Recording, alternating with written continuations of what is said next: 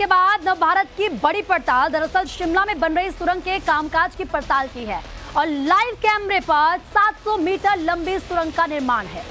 आपको बता दें कि शुगर से शोधी के बीच बन रही है 700 मीटर लंबी सुरंग, जो कि जिस तरीके से हमने देखा उत्तरकाशी टनल हादसा, अब उसके बाद पड़ताल टाइम्स ऑफ नवभारत लगातार कर रहा है और ऐसे में शिमला में बन रही सुरंग के कामकाज की पड़ताल की गई है। लाइव तस्वीरें भी कैमरे में कैद हुई है कि किस तरीके से जो सुरंग होती है, जो टनल होती है, उसका निर्माण किया जाता है।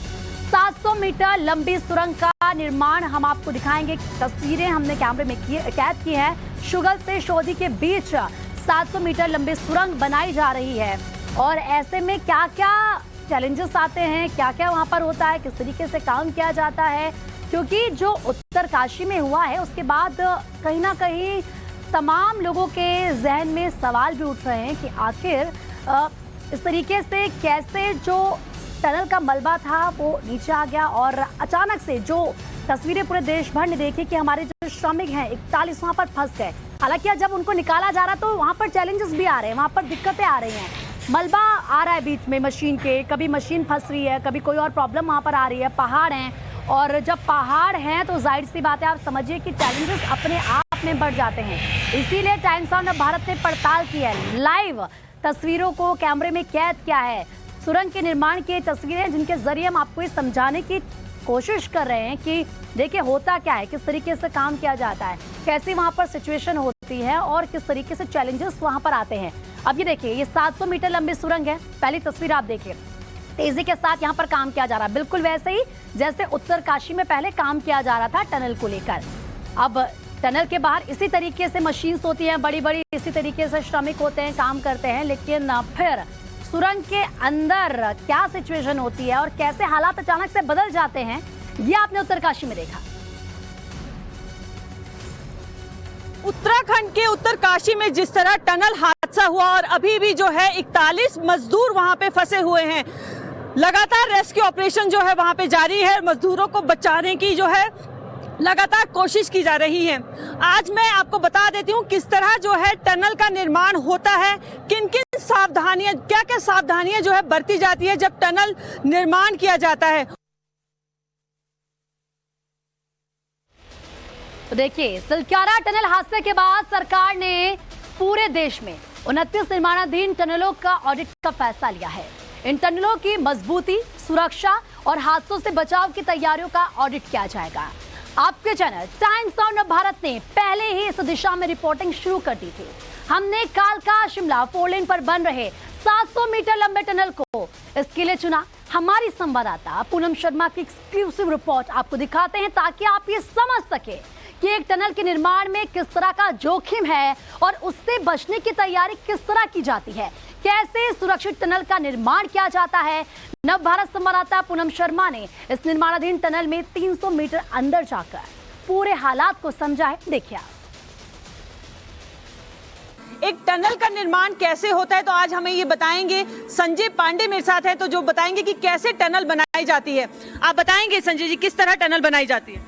हाँ, जब भी हम टनल बनाना शुरू करते हैं, जो भी हमारा एक डायमेंशन और वो सब फिक्स हो जाता है, उसके लाइन लेवल सब कुछ फिक्स हो जाता है, ग्रेडियंट फिक्स हो जाता है, तो सर्वेयर आता है। सर्वेयर एक प्रोफाइल मार्क करता है, जो भी रिक्वायर्ड हमारा डायमेंशन है उसके हिसाब से प्रोफाइल मार्क करता है।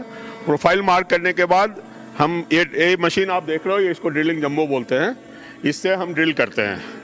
ड्रिल करने के बाद फिर उसमें ड्रिल भी अलग, क्या लेंथ का हम ड्रिल करेंगे, कितना हम पुल लेंगे, ये भी डिपेंड करता है कि हमारा रॉक मास कैसा है।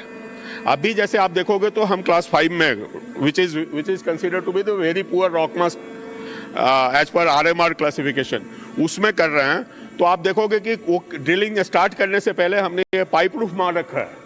आप थोड़ा फोकस करके दिखाओगे तो आप देख सकते हो, ये पाइप प्रूफ मार करके है। ये 114 mm डाया के पाइप्स हैं, ये 12 मीटर अंदर हैं और उसकी स्पेसिंग देखो, वो सब क्लोजली स्पेस्ड हैं। ये हम पहले मार देते हैं ताकि हमारा जो ड्रिल, जब हमारा ड्रिल ब्लास्ट होता है तो उसके ऊपर एक अच्छा अम्ब्रेला बना हुआ रहे।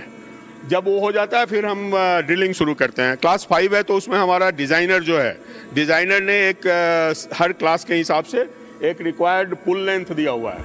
तो उसी पुल लेंथ के हिसाब से हम ड्रिल करते हैं, उसी पुल लेंथ के हिसाब से हम उसमें एक्सप्लोसिव चार्ज करते हैं, और उसी के हिसाब से जो पुल आता है फिर हम अकॉर्डिंगली डिज़ाइन के हिसाब से, जैसे इसमें देखोगे तो लैटिस गर्डर हमारा 0.5 मीटर स्पेसिंग पे है। लेटिस गर्डर आपको बाद में दिखा देंगे, हम वहाँ पीछे रखा हुआ है हमारा लेटिस गर्डर 0.5 मीटर स्पेसिंग पे है। फिर हम वायर मेस लगाते हैं। ब्लास्ट के पहले हम सीलिंग शॉर्ट किट, ब्लास्ट हो जाता है तो सीलिंग शॉर्ट किट मारते हैं। मकिंग एक साइकिल आता है जो हम यहाँ के जो एक्सकेवेटेड मक हैं इसको बाहर करते हैं, फिर सपोर्ट लगाना शुरू करते हैं।